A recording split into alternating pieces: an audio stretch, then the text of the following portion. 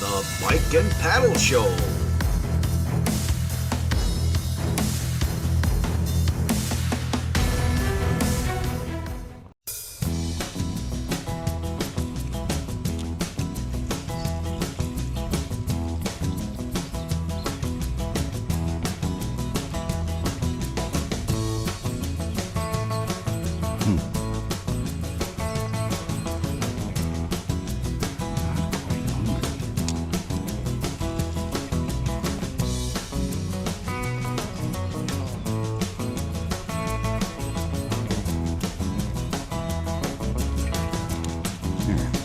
There we go. That's a possible keeper.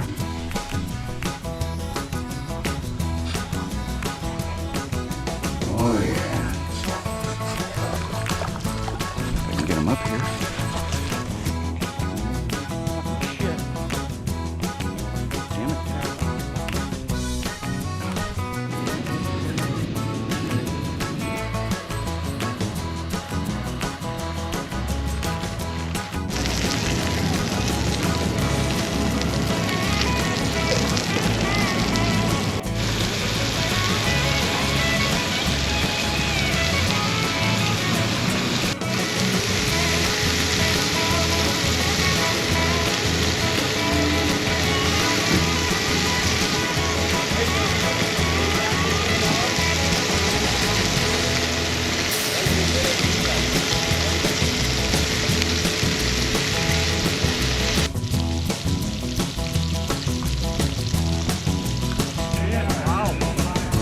So you guys gotta have, if you're gonna ride good tomorrow, you gotta have the spirit of Spring Creek on you. Sweet, that's right, you just caught these fish. There's some fresh trout. Did you really? Right on, brother. Yeah, little appetizer. That's fantastic.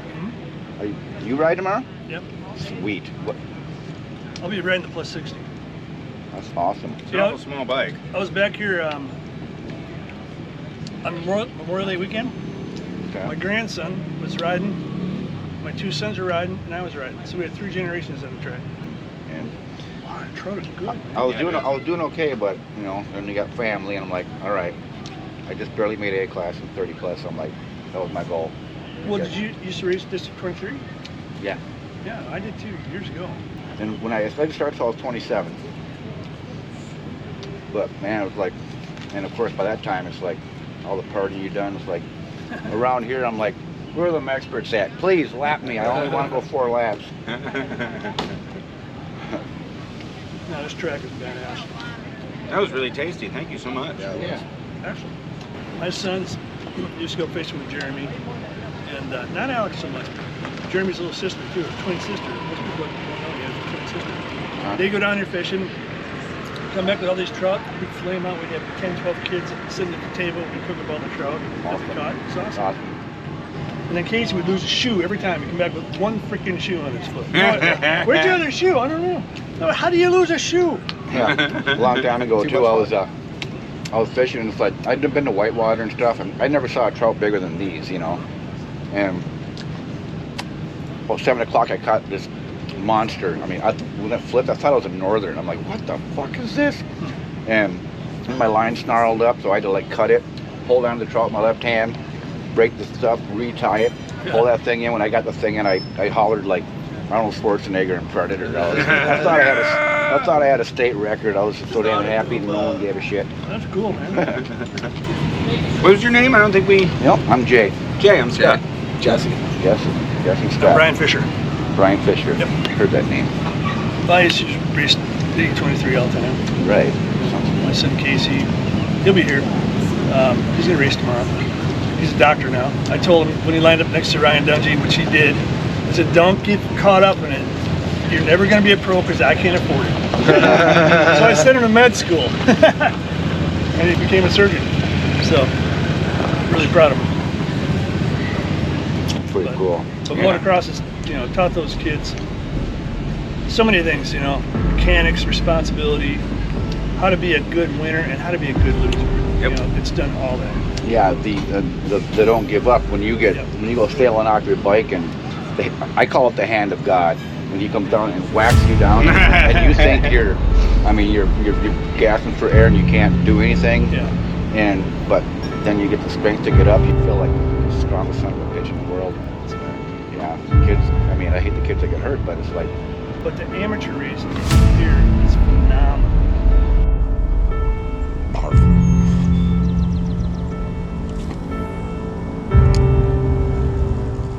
Come on. Come on. Come on.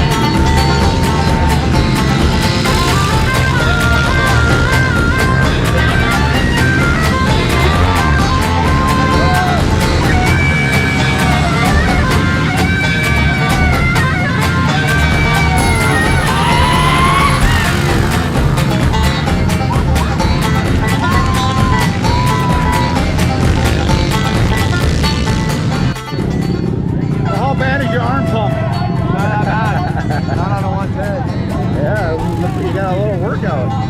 That's a lot of work. Yeah, I'm lying. But it's also 90% humidity. Look at Brian Fisher here. Something about Millville in Minnesota, one of the greatest racers was a guy named Donnie Schmidt back in our era, and this guy was just so incredibly phenomenal. He was butter. You couldn't, I mean, he did things that you couldn't even comprehend. Brian's got a story. If you've ever seen the Terra Firma videos, they're old videos of jump videos, freestyle and stuff like that. Donnie Schmidt was featured on there, where he built a little supercross track on the ice. Brian, can you tell me about that one? Yeah, actually that was the lake that I lived on, and Donnie told me that the Fox wanted to do a video of him riding on the ice, because we were riding on the ice all the time. You know, we'd go out and we'd have, you know, it's a big thing in Minnesota, really, ice racing. So we did a couple of ice races together just for the fun of it, and it didn't matter what what he did on a bike, man. He'd just go out and blow everyone away.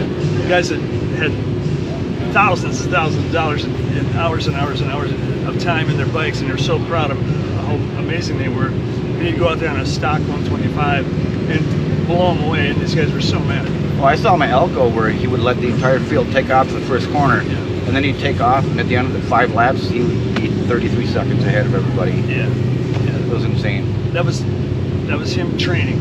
Yeah. You know, just trying to get better. But I don't know how it came about, but Fox, I think it was Pete Fox or Jeff. I can't get his names right. Might have been Jeff. So they got a hold of him. Donnie told him he could do a supercross track on the ice. So we went out there, and I had a Bobcat that I owned. Went down to the lake. I lived on the lake. So we started making jumps out of snow and stuff, and it just wasn't enough. So we went to town, we rented a big pump, and we cut a huge hole in the ice, and with a chainsaw, and we got this pump, and we're building our own snow and building whoops, and we're building doubles. And So that's how you made him strong enough to withstand. You made him out of ice. yeah, but the thing is, we built several tracks, but as soon as you rode them, the tires would just rip right through them, and it would just be like, you'd be down to the frame, and it was like, man, this just ain't gonna work.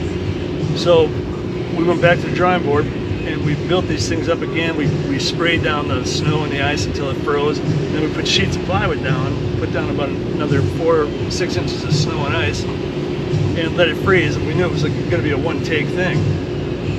So when Fox came here to video it, we had the Supercross track, and he was able to go probably run it 3 times, hit different spots before it was destroyed. Yeah. And they got it all on film. I mean, they filmed for all day long. Yeah. And was it 30 seconds of video on Terra Firma 2 at the end of it? What lake was that? It's a little lake called Middle Lake. It was up by Monticello, Minnesota. So what's the most hilarious time you've been with Donnie? All right. Well, we went down to Oklahoma once, just play ride, and one morning I hear him getting up early, and I hear the door opening up, and I hear his bike start, and I think, well, that's kind of weird, Usually we all go riding together and whatever, and I hear this yelling and screaming and woo, and he's hitting these jumps, and I walk out because we camped right at the track. And here he's out there hitting these jumps with nothing on but a helmet and a pair of boots.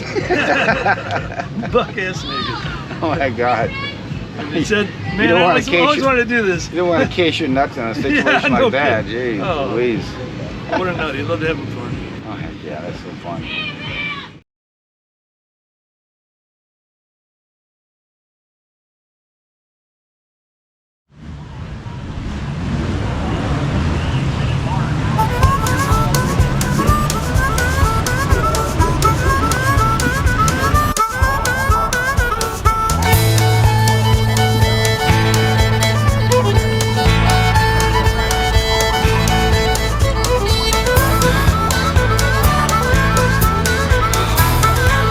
Whoa. Look at these stupid bastards.